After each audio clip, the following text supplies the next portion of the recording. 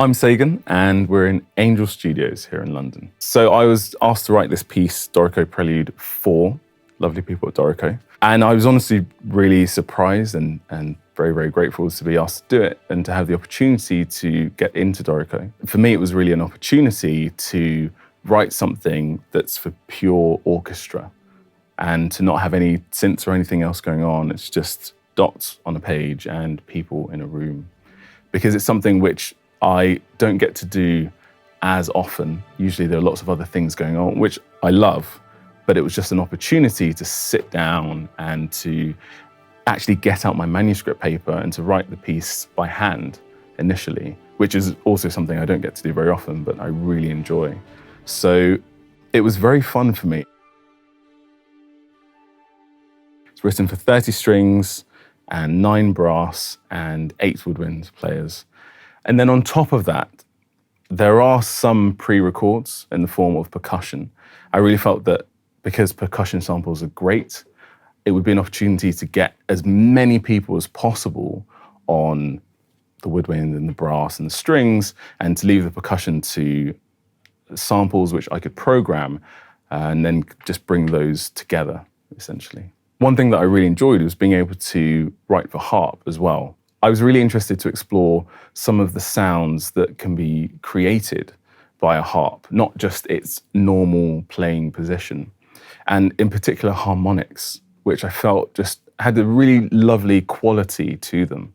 And I'm always up for modern recording techniques, and I knew that I could use the harp and we could record it in a booth, which would give us the flexibility to be able to record quiet harmonics whilst there's all this loud music going on from the full orchestra.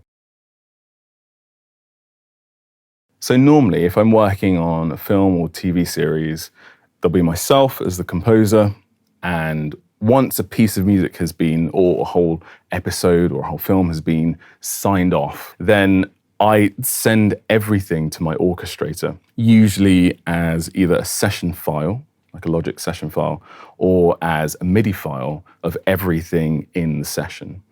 And then it's really a case of a conversation between myself and the orchestrator. And once all of that's done, it will go from my orchestrator to my copyist or music preparation.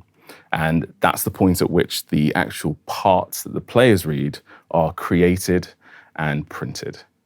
Before getting to any session, it's always a case of having conversations with the team, which will include the fixer, who fixes the orchestra, finds the players, and the fixer who I work with the most, Gareth, who runs the Chamber Orchestra of London, is great. And it's always a case of I always have the musicians that I need, and they played on this piece and they were absolutely fantastic on the day. I always have an engineer, again, who I speak to in the run-up to the session, and I'll send references to them, which may be useful in terms of what kind of sound I'm going for and the approach that I'm looking for, or if there are any special requirements or specific requirements, like in this case, having the harp in the booth as opposed to having the harp out in the room with all the other players. So you have the Pro Tools recordist who will also be looking after the click track. So if we're going between the quaver and the crotchets, or the 8s and the 4ths, then they will be in charge of planning that out. And if you've got strange time signature changes, making sure that the orchestra always have 2 bars of click in the right tempo running into where they're going to be playing. And then, of course, the engineer who's overseeing everything and really getting you as the composer the sound that you want. So that's usually the makeup of the team in the studio. Relationships are so important, and people like to handle them in different ways.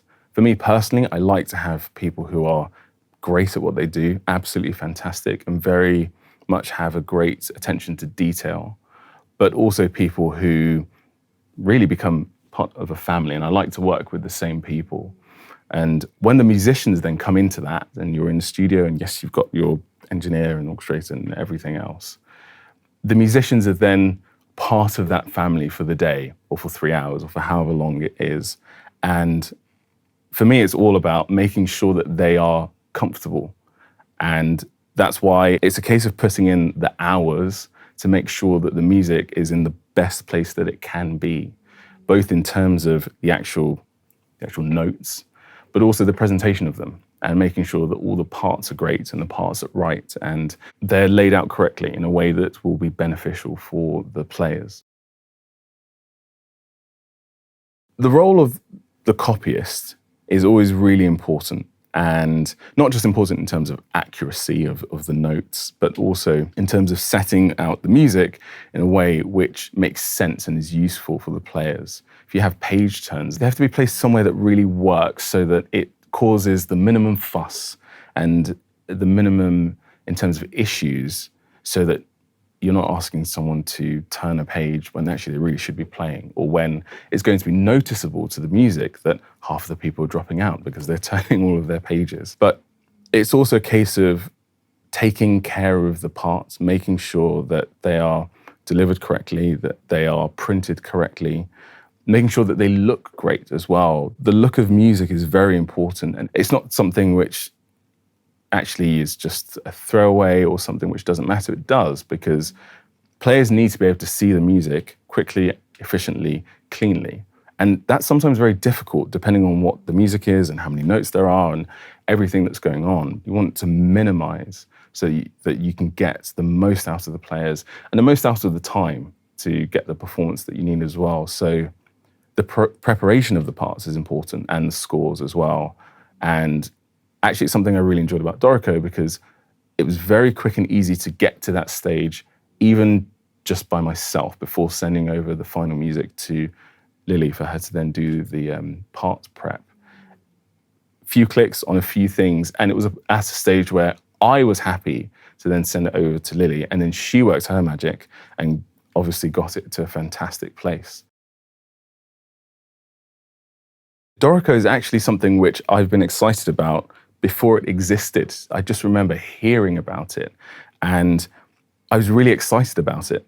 And so over the last few years, I've been kind of keeping an ear out for what's happening, where is it. With this piece, I wrote it by hand with my manuscript paper, and pencil. And then from that point, I then had Dorico in front of me, and I was translating everything and putting it all in. So I really got into Dorico, and one of the things that was really nice is that it's very easy to get into. It's logical and it makes sense. And there are lots of fantastic features which are very straightforward and very easy to use, like the divisi feature, which is brilliant because it's so quick and easy, and I can just, within a few clicks, I've got a divisi stave for like the first violins or something. I can define the name of each stave. I can define whether there's a bracket or sub-bracket, and then I can get rid of it really quickly and easily. And it's just intuitive in the same way that when I'm writing by hand, I can really quickly and easily have a second stave, and I can do that as well on Dorico. Being able to road test that in at the deep end on something by myself was great. And I'm really excited about the future of Dorico as well. I think that it's going to be even more exciting in years to come. The truth is, it's a very difficult industry to break into. And the longer I'm here, the more difficult it gets to answer the question of how you get here. I think that definitely working hard is really important.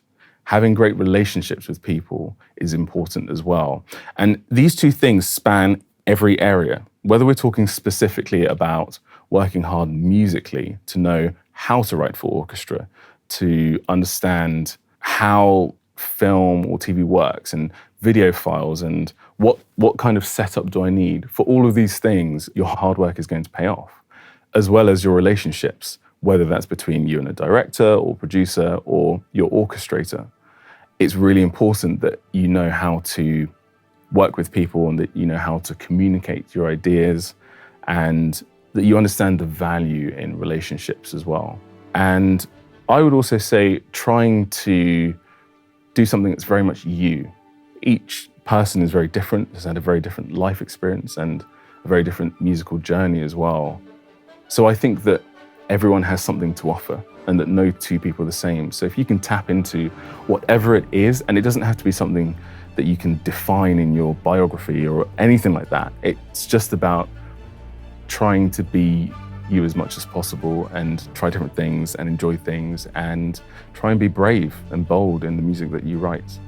I think these are all things which will help you in your journey.